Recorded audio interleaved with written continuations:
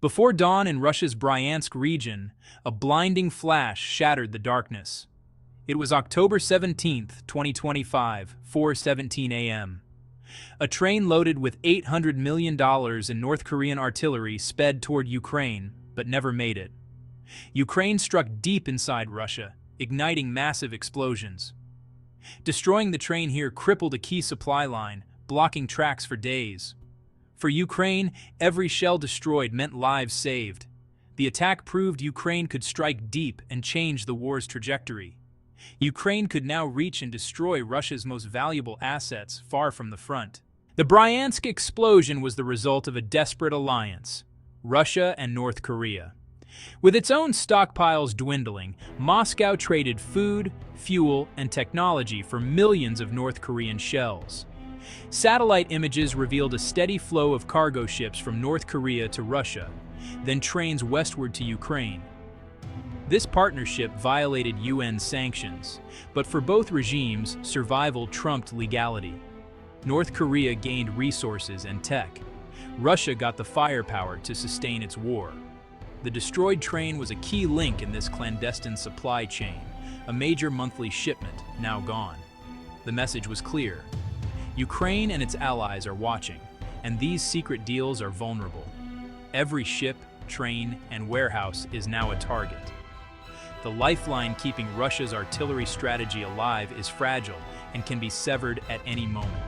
Not all shipments are equal.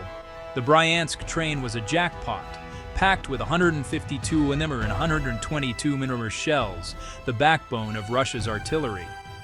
Its destruction created a shell famine for Russian units, forcing commanders to ration ammo or scale back offensives. Intelligence suggested this shipment was rushed to support a major Russian push in Donbass before winter.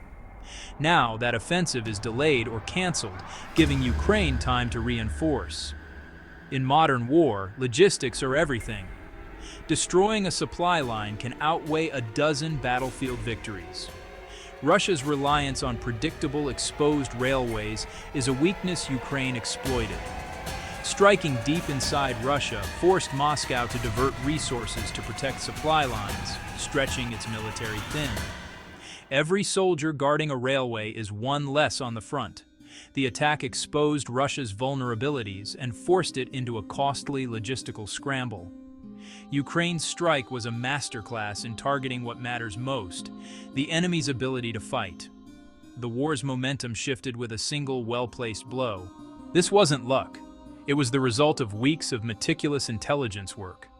Allied satellites watched North Korean ports, tracking cargo loaded onto Russian ships.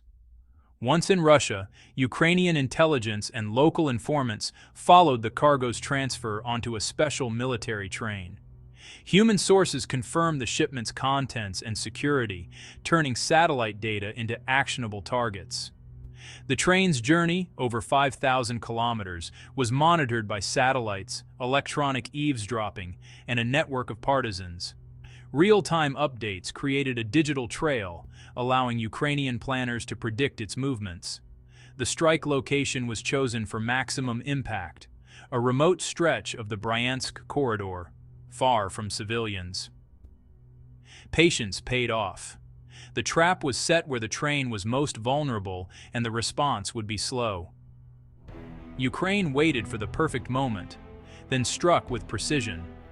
The operation showcased the power of combining technology, intelligence, and local resistance.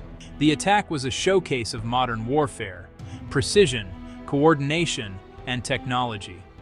First, reconnaissance drones confirmed the train's location and ensured no civilians were nearby. As the train entered the kill zone, long-range attack drones disabled the locomotives, stranding it. Then, a swarm of FPV drones, each a flying bomb, targeted the most volatile cars. Operators, using real-time video, steered drones into the ammunition cars, triggering a chain of massive explosions. The result: total destruction. The fireball consumed the entire convoy. Multiple drone waves overwhelmed the train's defenses, guaranteeing success. The operation minimized risk to Ukrainian forces while maximizing damage to the enemy. It was a textbook example of how a smaller, tech-savvy force can devastate a larger adversary. The message: Ukraine's drone warfare is rewriting the rules of conflict. Russia's supply lines are now exposed, vulnerable, and under constant threat. The age of precision strikes has arrived. After the attack, chaos gripped Bryansk. The train was a burning skeleton, explosions echoing for hours. Russian officials blamed a technical malfunction, censoring news and downplaying the disaster. But local videos showed the truth: a massive fire, relentless blasts, and a devastated supply line. The Kremlin's denials crumbled when Western satellites released high-res images: charred train cars, scorched earth, and a ruined railway. The evidence was irrefutable, exposing Russia's lies and turning a regional incident into global news. The destroyed track would take weeks to rebuild, severing a critical military route. Russia faced a logistical nightmare: lost ammunition, blocked supply lines, and a major embarrassment. The world saw the power of open-source intelligence in real time. The contrast between official denials and satellite proof eroded the Kremlin's credibility at home and abroad. The incident was more than a setback. It was a public relations disaster for Moscow. The fireball in Bryansk became a symbol of Russia's vulnerability. The information war was lost as quickly as the train itself. The strike's impact rippled far beyond the battlefield. Russia's frontline units, already rationing shells, now faced even tighter shortages. The Kremlin must choose protect supply lines or reinforce the front. Either way, resources are stretched thin. The Russia-North Korea arms deal is under pressure. If Ukraine keeps intercepting shipments, the risk may outweigh the reward. The international community now has concrete evidence of illicit arms transfers, fueling calls for tougher sanctions. But the attack also highlights the challenge of stopping this trade. One train down, many more to go. The strike warns other potential arms suppliers. Involvement carries real risks. Ukraine and its allies have shown they can track and destroy shipments deep inside Russia. Any nation aiding Moscow must now weigh the cost of global condemnation and retaliation. The stakes for doing business with the Kremlin have never been higher. The world reacted swiftly. In Kyiv, officials hinted at responsibility, declaring any military object supporting Russia's war a legitimate target. Western leaders voiced cautious approval, calling the strike a blow to Russia's desperate reliance on North Korean arms. The EU condemned the arms trade as a grave threat to global security. Russia and North Korea responded with outrage, denouncing the attack and warning of consequences. China urged restraint, avoiding blame but calling for calm.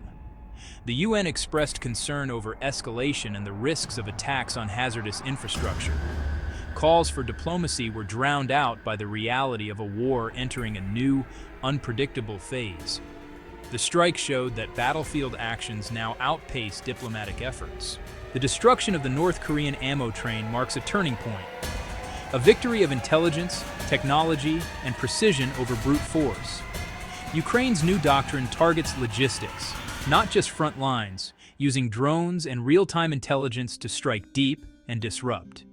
Each successful attack forces Russia to divert resources, weakening its war effort. This strategy of logistical decapitation is now central to Ukraine's defense. The future of war belongs to those who can collect, process, and act on information faster than their enemy. Precision, speed, and brains are the new power.